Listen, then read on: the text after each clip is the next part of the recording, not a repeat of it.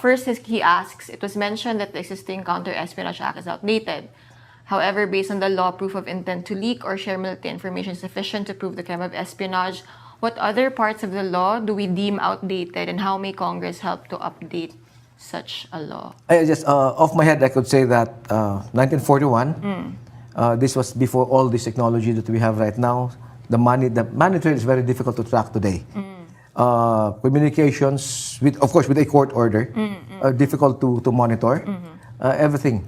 I would leave to the National Security Council probably the details of what needs to be put into the proposed law. Captured suspects are young Filipino analysts, staff of the DND. It's clear from the article that their primary suspects are Chinese.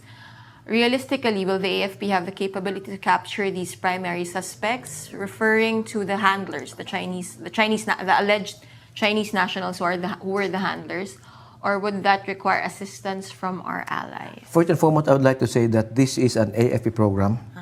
We were the lead effort in this.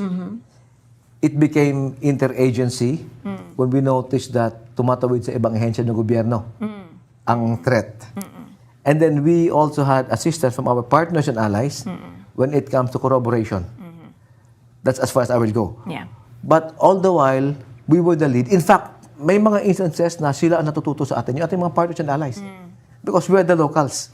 We know the scenario. We know the ground. We know the environment. Ganito ginagawa to rito.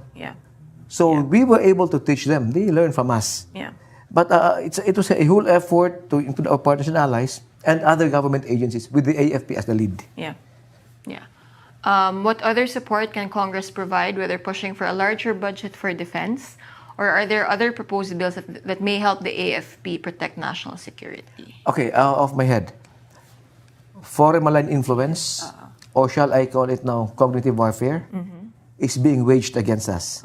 What is cognitive warfare? It is the shaping of public perception, not only through messages, but even actions. Because actions by themselves are messages.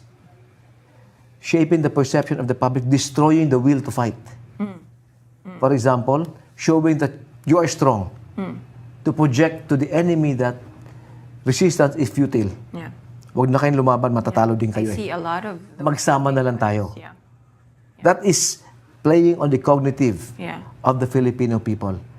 That's why ang kasabihan ngayon, the ultimate battlefield will be the minds or the cognitive domain. So we need laws how to be able to protect our cognitive domain, how to be able to check foreign malign influence.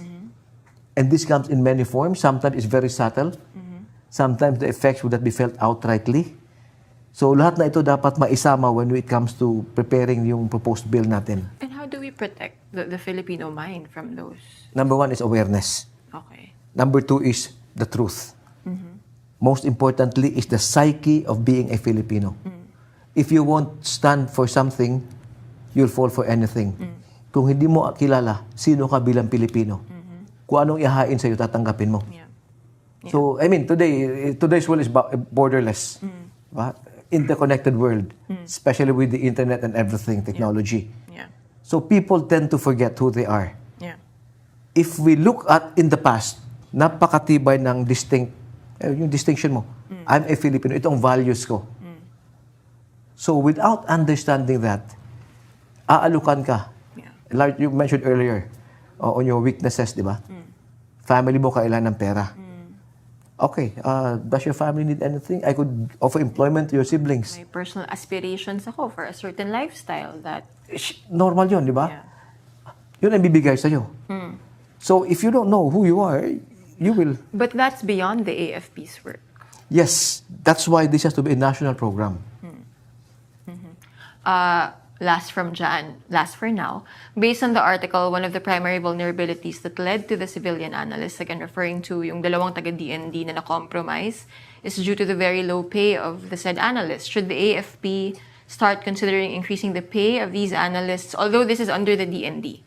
So this is the DND, kumbaga DND. Merong effort pero yan. Are we in serious discussions? I remember when SND came into SND. Ngayon, si Secretary Chodoro. Yes. He mentioned, buti pa yung AFP, ang dami yung civilian human resources.